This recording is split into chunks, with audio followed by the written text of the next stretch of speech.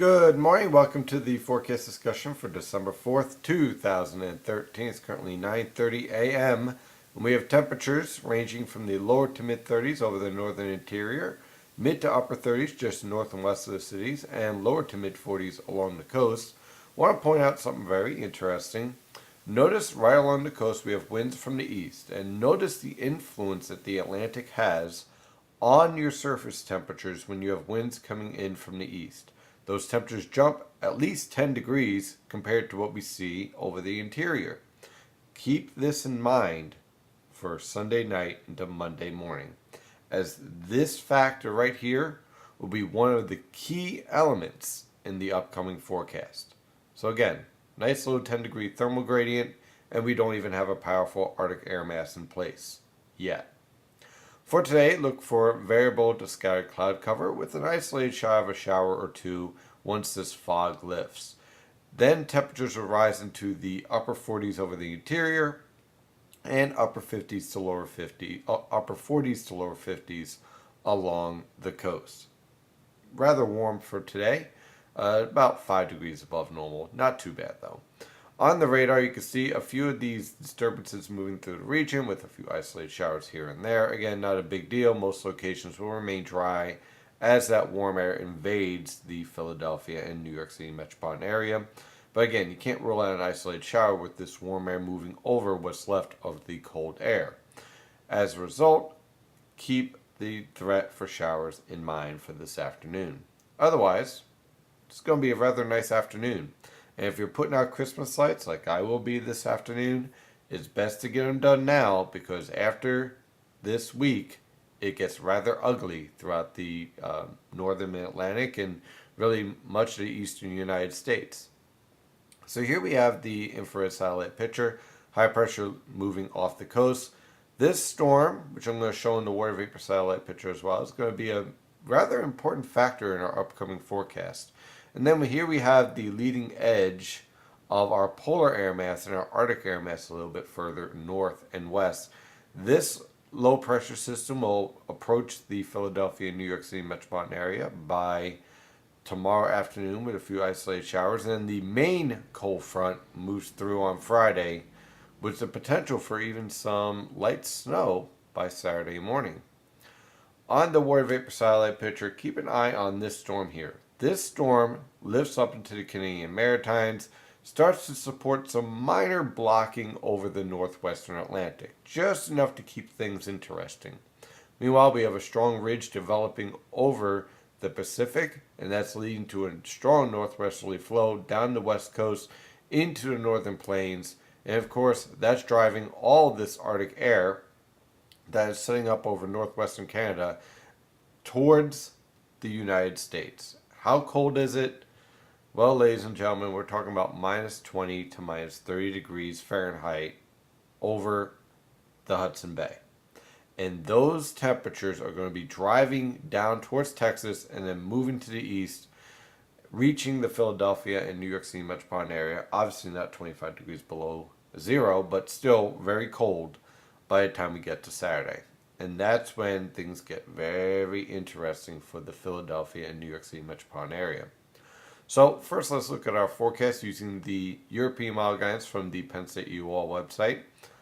Again, for this afternoon, watch out for a few isolated showers, but overall rather nice. Temperatures in the upper 40s to lower 50s. For tomorrow, we get a little bit warmer, a little bit better threat for showers as well, as we get more disturbances lifting from the Tennessee River Valley into the Philadelphia and New York City metropolitan area.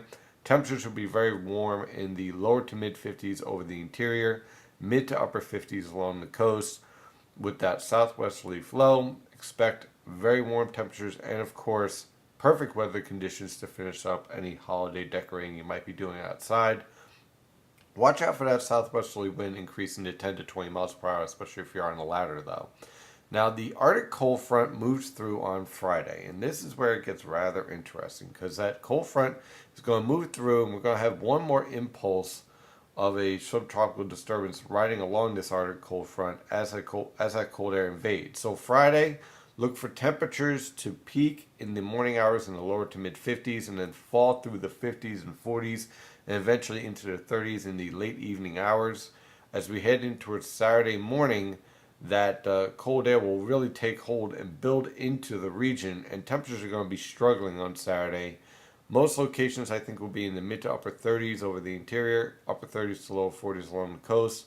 On Saturday morning, we'll have that impulse move through the region, and there's a potential, I think, for some light to moderate snow at the very end of this cold front passage. Now, along the coast, I'm just looking at a trace to maybe an inch on grassy surfaces. This is not a big deal. Most of this is going to be rain as the cold front moves through on Friday, and then on early Saturday morning, look for a changeover to snow showers, and some of those snow showers could accumulate a trace to an inch, maybe a dusting on car tops and whatnot.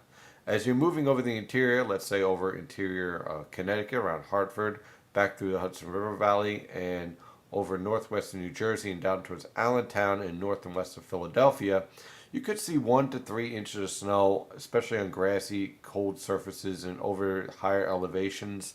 Now, again, that 3-inch amount is if we get a moderate burst. I think most locations will be around an inch of snow on cold surfaces, but it's something to keep an eye on as that cold front moves through.